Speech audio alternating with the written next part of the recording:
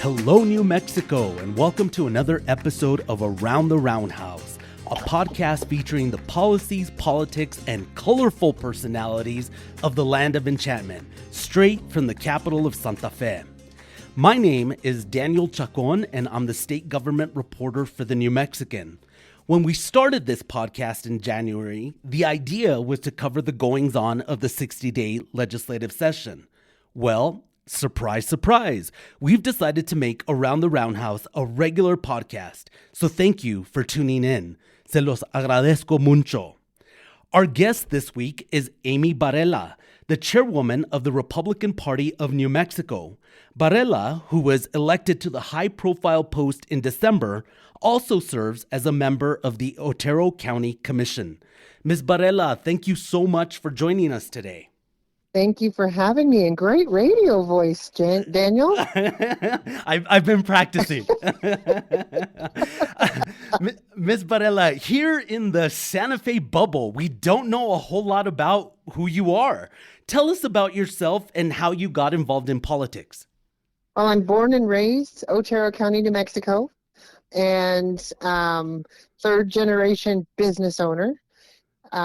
I've been invested in my community since I've been an adult. Started out with PTA, Girl Scouts, and that sort of stuff, and it evolved into, being on the board for a local racetrack and all that kind of stuff. And then when I started getting involved in my then dad's business, the PRC was making some regulations that I felt were going to be too tough for our constituents, our customers at that time.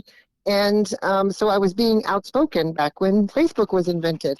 And the current chair of Otero County seen my post and that I was speaking out against a government entity and what they were going to do for the customers across New Mexico. And she said, let's go to lunch. I said, okay. And, being a longtime friend, I just thought it was about lunch. And we sat down and she started talking about, a vacancy in the local Republican Party board, and they were fixing to have elections, and said she would like me in that position. And I said, no, I'm not interested in politics. I don't have anything to do with that. Don't know what it means. And she says, oh, no, it's okay. You'll learn, and you don't have to do anything. So just so you know, I've used that line to recruit volunteers since then. And, of course, I said, sure, I'll help you do it. And I thought then, I was just to pick it up, put it down. I helped set up tables and chairs and greet people and all of that. And then all of a sudden we had all these candidates coming in the door, and they got my attention. They were talking issues that I needed to pay attention to more than just affected my business, but everything that to do with living in the state of New Mexico. And so I started getting a little more involved on the issues, and then decided to run for CD2 chair for the Republican Party in New Mexico. And I served as CD2 chair for 2 terms. I served as first vice chair for 1 term, and now honoring this position as the state chair of the Republican Party in New Mexico. So, Ms. Barela, as somebody who is, quote unquote, not interested in politics, what's it like serving as chairwoman of the Republican Party in New Mexico? Is it a tough job? And it is, of course, it's tough. Yeah. It's huge responsibilities, but I'm absolutely loving it. I'm loving it more than I expected that I would. Ms. Barela, Republicans picked up a couple of seats in the legislature in November, and President Trump's 6-point loss was the best showing for a Republican presidential candidate in the state since George W. Bush narrowly won New Mexico in 2004. However, Democrats kept a comfortable majority in the state legislature and all of New Mexico's congressional and U.S. Senate seats. All statewide offices, as I'm sure you know, are held by Democrats. New Mexico, at the end of the day, has become a reliably blue state. What's your plan or strategy to turn that around? Well, I obviously have a plan and a strategy, and I associate that question with being in business. What am I going to do to compete with my competitors? And you know what? I don't disclose that publicly. Oh, come on, Miss Barela. It's just you and I talking here. You can tell us. Yeah, that's right. I can tell you I have a plan, and that we have the ear of the New Mexicans because I represent all of the New Mexicans here. Ms. Barela, you succeeded Steve Pierce, a former congressman who served as state GOP chairman for 3 terms. How are you similar to Mr. Pierce, or how are you different? Do you ever call him for advice? He's always available for me to call him. And in the beginning, back in December, I called him about some federal issues that I was unaware that the state party chair was responsible for. But, now I bring, while it may be similar perspectives, I bring a different energy and excitement, and I'm obviously more hands-on and involved with the day-to-day. And I think I'm good. I'm standing on my 2 feet, and I will always rely on the historical values that we have people that were previously in this position. But right now, I'm just hanging on my own, and my team, my staff, that I couldn't do it without them. I'm curious, have you always been a Republican? Yes, so that's what I forgot to tell you is my aunt then was involved in the Otero County Republican Party, pulled me out of class on my 18th birthday and registered me to vote. And I told her then that I will do whatever she tells me to do, but I had no idea what she was getting me into. Why do you think she did that? What was her motivation? That was the first time that Gary Johnson was running for governor. And that's why I remember her saying, I just need you to vote for Governor Gary Johnson. Gotcha. Ms. Barela, you mentioned Otero County. Otero County made national news in 2022 after the commission voted not to certify the primary election results. In your opinion, was the commission justified? I wasn't a county commission there, and so I don't know all the details. Gotcha. Nice way to sidestep that question, Ms. Barela.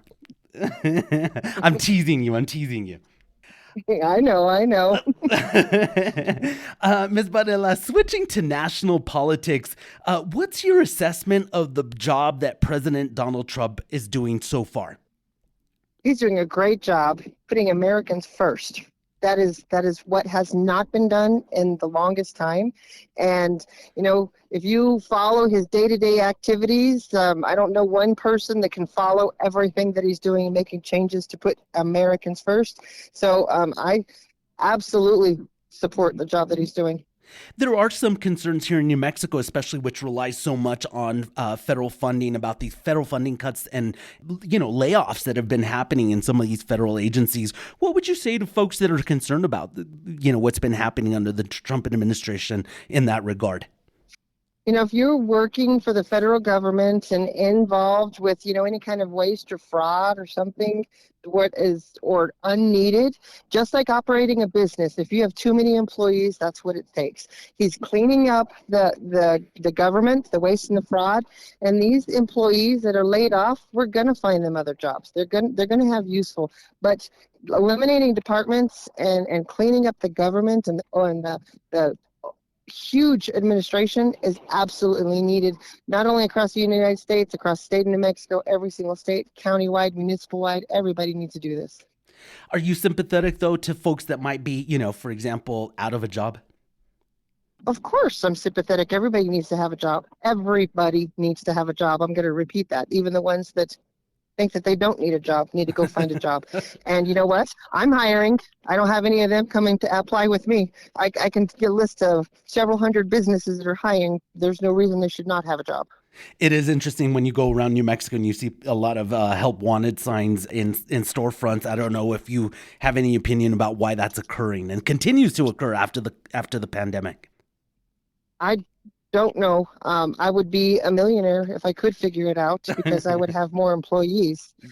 But I think we have to go back to raising kids right in school and teaching them work ethic. And you got to work for what you got and move on and stop with the entitlement that we're teaching everybody. It's work. I was raised with earn what you keep and work for what you get, and everybody needs to have that mentality. Ms. Barela, one of the big stories of this week is the tariffs that, under President Trump, that economists warn will raise prices for consumers and will ripple through the global economy. Are you concerned, or do you think that those concerns are overblown? Well, look at the businesses that we're already bringing back to the United States. I'm all for fair trade. Who goes to a poker table with less cards than anybody else? This is going to bring us to the table. We're going to be able to negotiate and have fair business throughout the world. But look at it this way. My business, I do steel recycling. On Trump's first term, he tried the same thing. We have closed down all of the steel recycling plants in the United States. And Trump's first term, he says, we need to have steel recycling in the United States, and that didn't happen because he didn't get reelected. But now he's moving so fast that I can set aside what is going to hurt even my business through this transition and transporting steels out along with every single other steel reproductor in the United States is going to be affected by this. But we can stand aside and know that it's going to be better when we have our own plants in the United States. Obviously, you're very supportive of what President Trump is doing. Yes, definitely. Okay. America first. Ms. Barela, the Republican Party of New Mexico made national news this week as well after a suspected arson at your headquarters in Albuquerque, without divulging details that might impede the ongoing investigation. Tell us what happened. So I received a phone call about 7 o'clock in the morning. I was getting ready for church and really just sat down and cried, waiting for it to be saying April Fool's, but it wasn't. And I changed clothes thinking, okay, I'm going to go up there. And my husband, we grabbed our tools, our wood tools, thinking we were going to have to be doing something to secure headquarters and get it cleaned up. Went up to Albuquerque and then seen the devastation. And it is heartbreaking. It is heartbreaking to see something that we utilize daily to reach the voters to be destructed like this, but we're going to come out stronger and better than ever. And if I'm not mistaken, the motion detector outside the headquarters went off about around 1 a.m.? That's correct. And, typical with all alarms, you get motion detectors all the time, and you look at the camera and you don't see any activity and you just go back to sleep. And so, that's what we did. But apparently there was something else there. And then in about 5 a.m., there was a fire that ignited. Was it, we've seen kind of words used as firebombed out in different media outlets. I mean, was it a firebomb? What, if anything, can you say about what exactly the device was that went off? We haven't been confirmed yet from the FBI what the exact device was. Gotcha. Okay. Do you have any updates on the investigation? Have there been any arrests? There are no arrests as of right now. Okay. Ms. Barela, in addition to the suspected arson, the words ICE equals KKK were spray painted on the building. Can U.S. Immigration and Customs Enforcement be equated to the Ku Klux Klan? Absolutely not. I value our law enforcement, and they're doing exactly what they're supposed to be doing by securing our borders and getting out illegal criminals. So, and to associate ICE with the KKK, which we know that was formed by the Democrats in the first place, why would they even put that there? So whoever put it there needs a history lesson. Sort of on that topic, after the incident, the Republican Party in New Mexico issued a statement asserting it was the Democratic Party of New Mexico, or Democratic Party, I should say, that once supported the formation of the KKK, pushed for Jim Crow laws, and defended slavery, sparking a kind of a tit for tat with the Democratic Party of New Mexico. Any regrets in using that language or issuing that statement? I don't see how that's a tit for tat against the Democrat Party of New Mexico. It's the truth and it's history. The night before our building was attacked, Teresa Ledger Fernandez told her supporters to be agitators against Republicans. And then this happens to our headquarters. So a little history lesson: when you paint KKK on the side of the walls for the Republican Party, you need to know where it came from. Ms. Barela, do you think that the Democratic Party is responsible for the damage that occurred outside at GOP headquarters?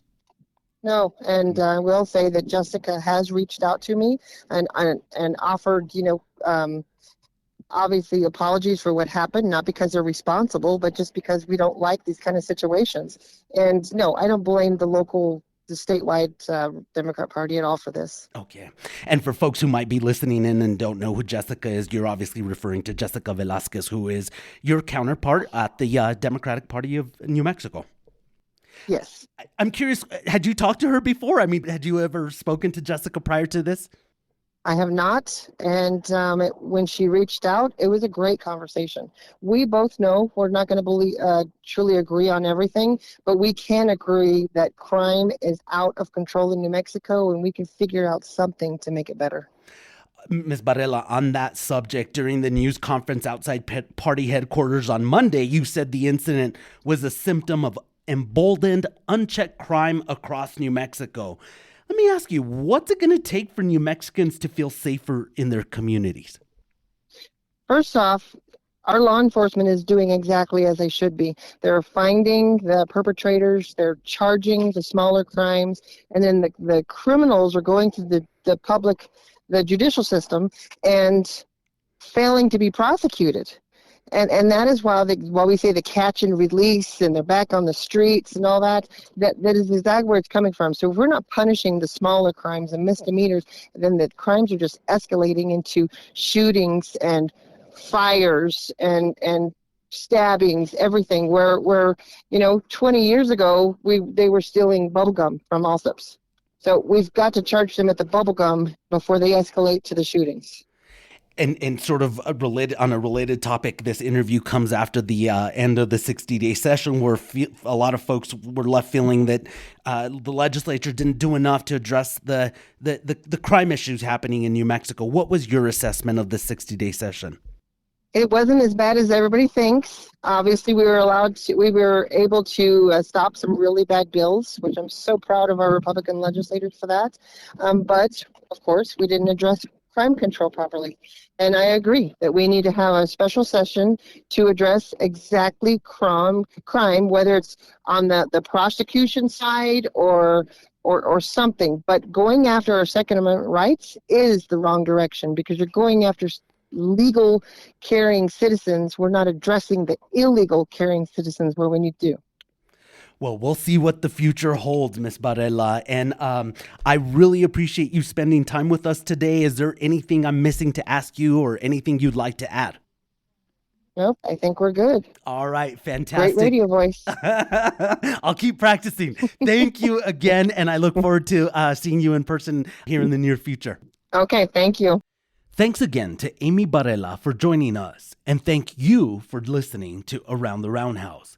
Join us each week as we talk to newsmakers in the political realm by subscribing to our podcast through Spotify, Apple, YouTube Music, or wherever you get your podcasts. For the latest developments, follow our coverage online at SantaFeNewMexican.com, where you can also subscribe to our political newsletter, The Roundhouse Report. Until next time, I'm Daniel Chacón, and this has been Around the Roundhouse.